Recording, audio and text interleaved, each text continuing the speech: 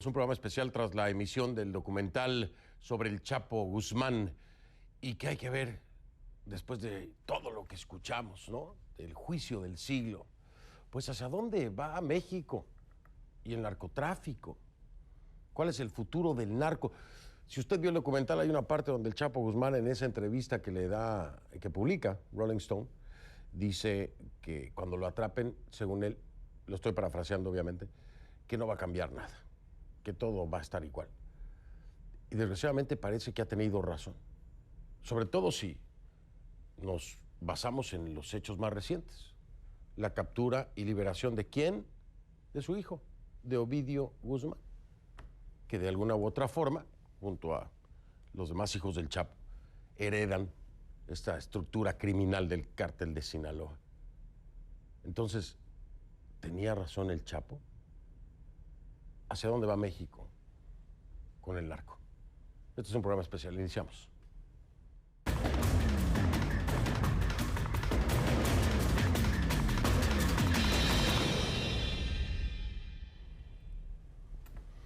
Comenzamos esta edición especial de Conclusiones. Le pido por favor que me acompañe con la etiqueta Conclu Narco Futuro. Conclu Narco Futuro. Esa es la etiqueta que vamos a estar utilizando durante todo el programa. El hashtag, el numeral Conclu Narco Futuro. Sus comentarios a mi cuenta en Twitter, por favor, con esta etiqueta, @soyfdelrincón, @soyfdelrincón, Conclu Narco Futuro, la etiqueta. A ver, la palabra guerra nos hace pensar en situaciones que pasan en lugares lejanos, ¿no? No obstante, en México, no importa cuál sea la estrategia, hay una guerra activa desde hace más de 13 años, mucho más de 13 años, de la que poco se habla internacionalmente. Y es esa guerra contra el crimen organizado.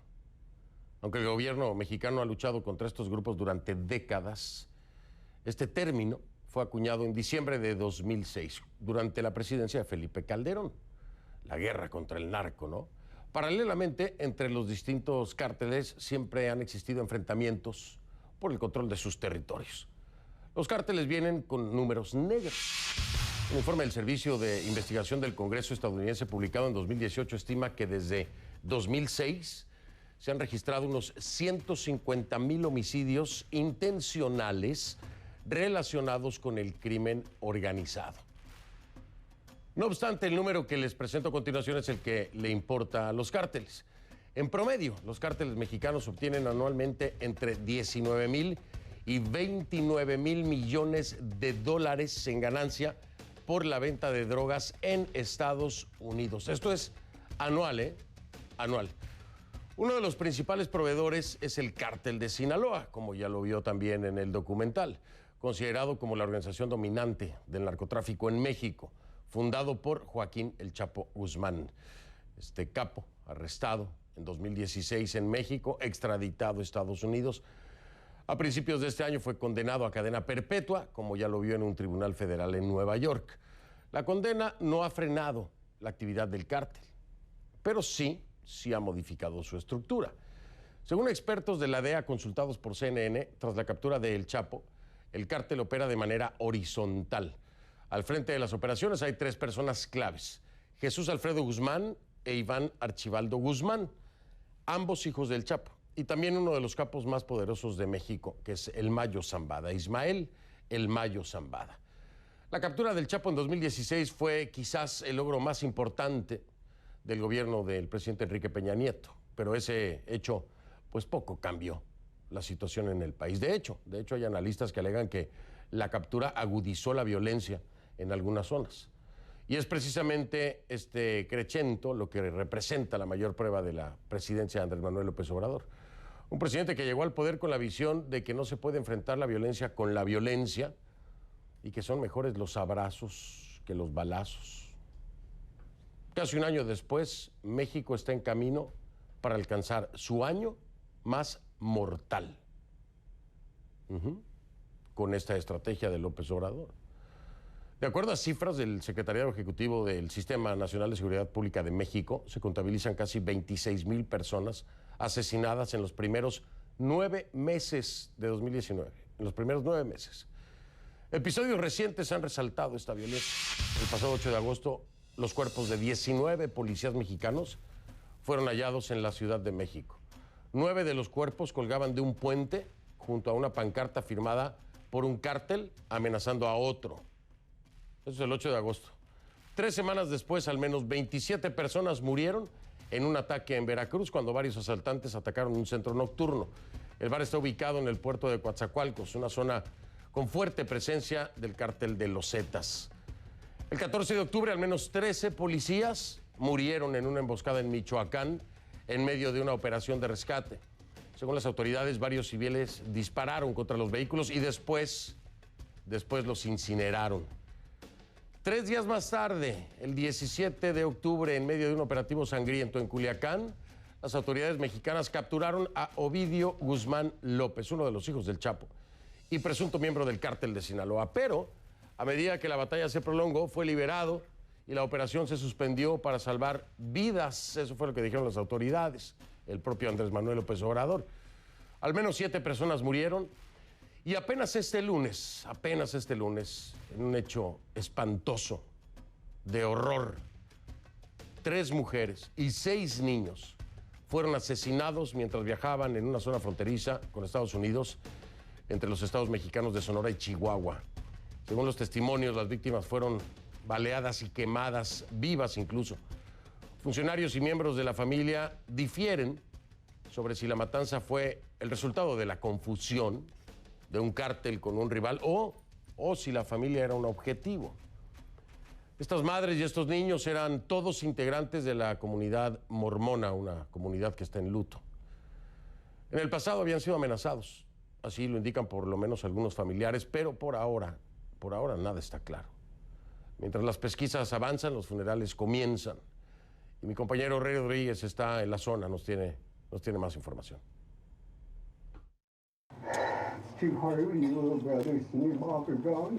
Así le dieron el último adiós a 3 de los 9 miembros de la familia mormona asesinados el pasado lunes, luego de que fueran emboscados por hombres armados cuando viajaban en 3 camionetas.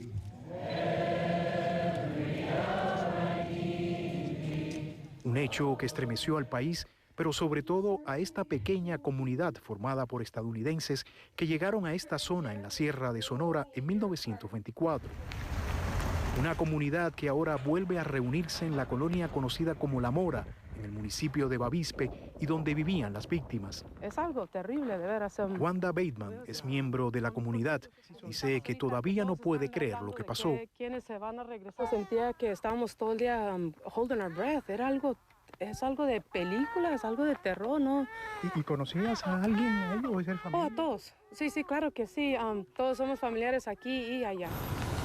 Después del incidente, el ejército reforzó la seguridad en la zona y desplegó un operativo de búsqueda para encontrar a los responsables del ataque. Aún así, los habitantes de la comunidad tienen miedo. ¿Y tienes miedo? ¿De cruzar la sierra? No, claro que sí. Ahorita que venimos todos, pues todos estamos todos al pendiente, que si vemos algo, pues salimos corriendo, algo, pero sí, claro que sí, estamos todos. Yo siento que todos son... Sí, pero venimos... Como dijo alguien en la troca que venía esta mañana, oye, es el regio, vamos allá para estar con la familia, estamos ahí para ayudarlos y apoyarlos, pero sí. No, claro que sí, yo digo que sí, todos tienen miedo. Este es el lugar donde fue emboscada la primera camioneta en la que se trasladaba parte de la familia. El ataque fue tan brutal que la camioneta explotó. Quienes estaban adentro quedaron totalmente calcinados. Una madre con sus hijos. Según las autoridades, en estos alrededores se encontraron más de 200 casquillos de M16 y R15, armas que, según dicen, proceden de Estados Unidos. Ahora en el lugar todavía quedan algunas huellas de lo sucedido y muy cerca unos globos blancos que alguien dejó, quizás una señal de paz después de tanta violencia. Rey Rodríguez, CNN, Bavispe, Sonora. Gracias, Rey Rodríguez, con la información. CNN tuvo acceso a unos audios que compartió por WhatsApp uno de los integrantes de la familia Levarón tras la masacre de 9 de sus miembros este lunes en el estado de Sonora. Michael Roa nos presenta segmentos de estas grabaciones. Ponga atención.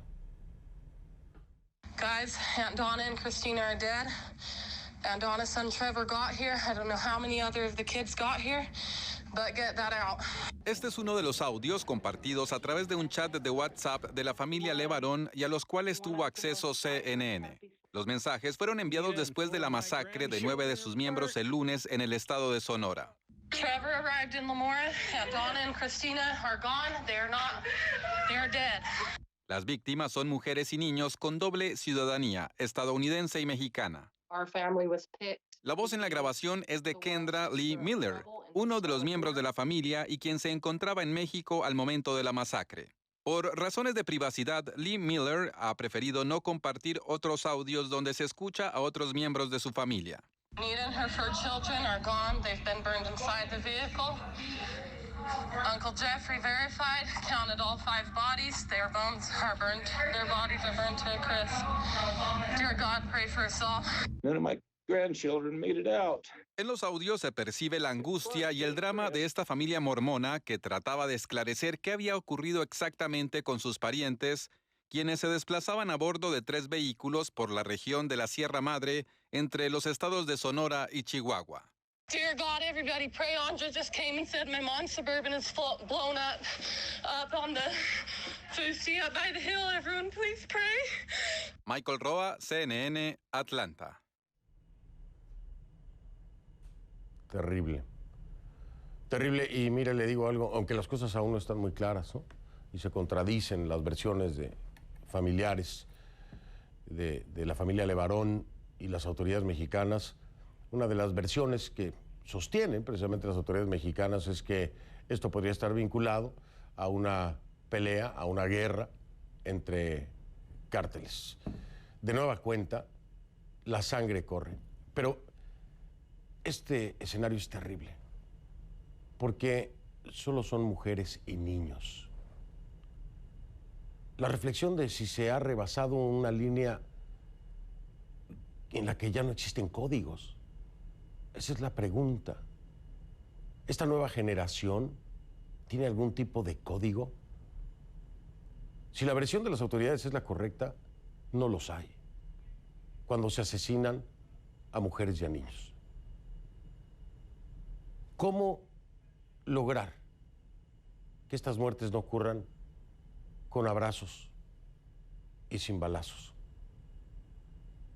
¿Será posible? Voy a hacer una pausa. Al regresar hablo con un hombre que pasó 3 años como agente encubierto, infiltrado en cárteles de la droga en Colombia y 13 años luchando en México. Vamos a hablar con Mike Vigil, ex jefe de operaciones internacionales de la DEA.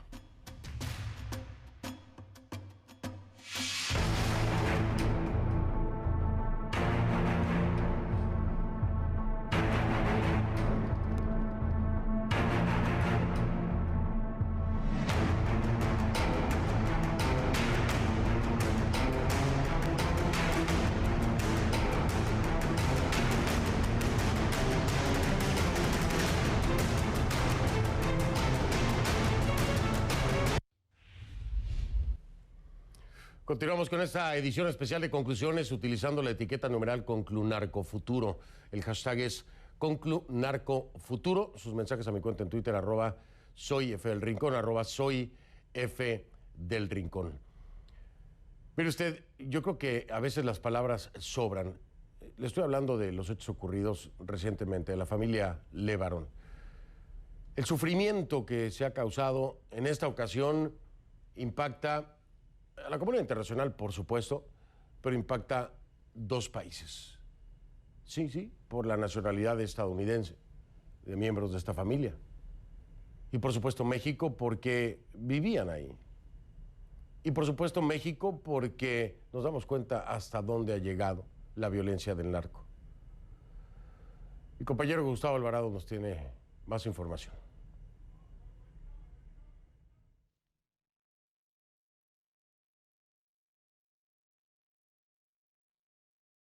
Aquí en el panteón de LeBaron, como podemos ver aquí a mi espalda, ya se han cavado 3 tumbas. Tenemos entendido que aquí descansarán los restos de Ronita María Miller y sus 4 hijos, los mellizos de 8 meses y sus hijos de 10 y 12 años respectivamente.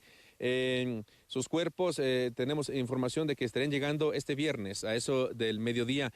Después de que se les realice una ceremonia religiosa, los restos serán traídos aquí, donde descansarán finalmente. También tenemos entendido que los restos de Christina Johnson descansarán en el cementerio de Galeana, que se ubica a unos 13 kilómetros al norte de donde nos ubicamos.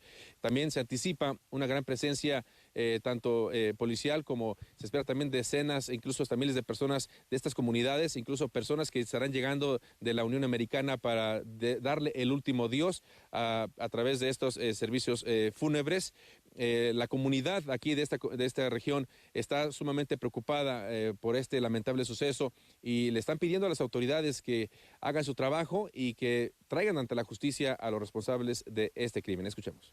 Todos andamos bien nerviosos, mucho miedo a toda la gente y pues no se habla de otra cosa más que de eso. Pues que le echen ganas y que le echen ganas a lo que está pasando y pues lo siento mucho y pues adelante. ¿Una comunidad tranquila, Levarón? Sí, aquí es una comunidad tranquila de trabajo y mucho trabajo aquí ellos dan y no nos faltan al respeto ni nosotros a ellos. Tengo poco tiempo aquí y he podido ver que la gente de Levarón es una persona muy buenas personas, muy ayudadoras, muy hospedadoras. Y este tipo de noticias pues sacuden bastante. Y estamos pues ya mirando también que, por ejemplo, los acontecimientos que han pasado en nuestro México, de tanta violencia y pues la pregunta es cuál será la solución. Entonces cabe recalcar que los restos de las 6 personas que aún quedan por darles sepultura serán entre los cementerios de aquí, de la ciudad de Levarón, al igual que de la ciudad de al norte, aquí en Galeana.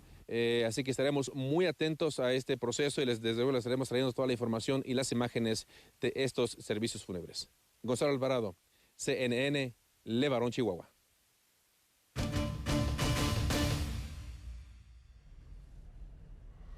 Le doy ahora la bienvenida a Mike Vigil, ex jefe de operaciones internacionales de la DEA desde Albuquerque, en Nuevo México. Mike, como siempre, un gusto tenerte aquí. Muchas gracias por acompañarnos en este programa especial. Un placer, Fernando. Muchas cosas que hablar, Mike, muchísimas cosas que hablar. De entrada, preguntarte, ¿el Chapo tenía razón? El Chapo lo dice en este documental que presentamos hace unos minutos. Dice, cuando a mí me atrapen, nada va a cambiar. Las cosas van a seguir igual. Y entonces me remito inmediatamente a lo ocurrido con Ovidio Guzmán, la captura y liberación, donde las autoridades mexicanas, el gobierno de López Obrador se ve rebasado por la capacidad de este cártel criminal. Mike Vigil, ¿tenía razón el Chapo? ¿Las cosas van a estar igual? Yo creo que van a estar igual, Fernando, por lo cual que nosotros tenemos una demanda muy grande aquí en los Estados Unidos para drogas ilegales. Entonces, la administración del presidente Trump se tiene que enfocar para educar a la gente nuestra sobre de los males que causan la drogadicción. Si nosotros no tuviéramos esa adicción, Fernando, no existieran los carteles en México. Y si no es México, por ejemplo, los carteles de Sinaloa, de Jalisco Nueva Generación, si no reducimos o mermamos la demanda, va a ser otro país que va a producir y va a importar drogas aquí a los Estados Unidos. Claro, mientras haya un mercado, pues se va a seguir haciendo el negocio. Lo entiendo muy bien, Mike. Y es también una corresponsabilidad, siempre lo hemos dicho. El consumo está aquí. México y otros países ponen la droga y los muertos. Esto es una realidad. Pero también es cierto, Mike, que el gobierno mexicano, y lo decía yo, lo compartía con mis colegas de la prensa, una reflexión que hay que hacer muy importante. Son casi 30 años en los que el Chapo estuvo al frente del cártel de Sinaloa. Estás hablando de 5 gobiernos en México, 5 gobiernos de 6 años, son 30 años. 5 gobiernos no pudieron detener a El Chapo en la creación y en el alcance del cártel de Sinaloa. ¿Por qué? ¿Por qué en México no se pudo hacer y no se hace durante 5 gobiernos, Mike? ¿Qué es lo que pasa en México? Bueno, lo que pasa en México, que hay bastantes problemas, que por ejemplo, si capturan a un capo, entonces es muy difícil porque 5% de los casos llegan a un juez y son juzgados. 5%, eso es el reverso de lo que ocurre aquí en los Estados Unidos, porque nosotros podemos llevar a un juicio criminal a un mafioso y casi siempre vamos a hacer una convicción, va a llegar a la cárcel y tenemos esos problemas en México y luego los carteles han crecido bastante, son supremamente poderosos, que casi son igual de poderosos como el gobierno mexicano. Ahora, Mike, necesariamente tiene que haber un nivel de colusión, de corrupción. Tienen que participar autoridades para que esto ocurra y se llegue a las dimensiones que se llegó en un cártel de Sinaloa con el Chapo al frente. Durante tu trabajo, cuéntanos un poco la experiencia de trabajar con autoridades mexicanas. ¿Hay la suficiente capacidad en inteligencia? ¿Hay la suficiente disposición para cooperar? ¿O es difícil poder trabajar como ex jefe de operaciones internacionales de la DEA con las autoridades mexicanas? Cuéntanos un poco acerca de tu experiencia.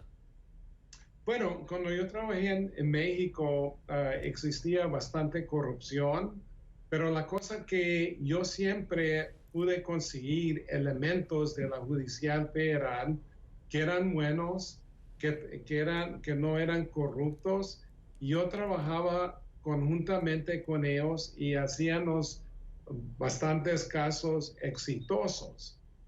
Pero tienes la razón, Fernando, que estos carteles no existieran si no existiera la corrupción, oficiales corruptos que protegen a estos carteles.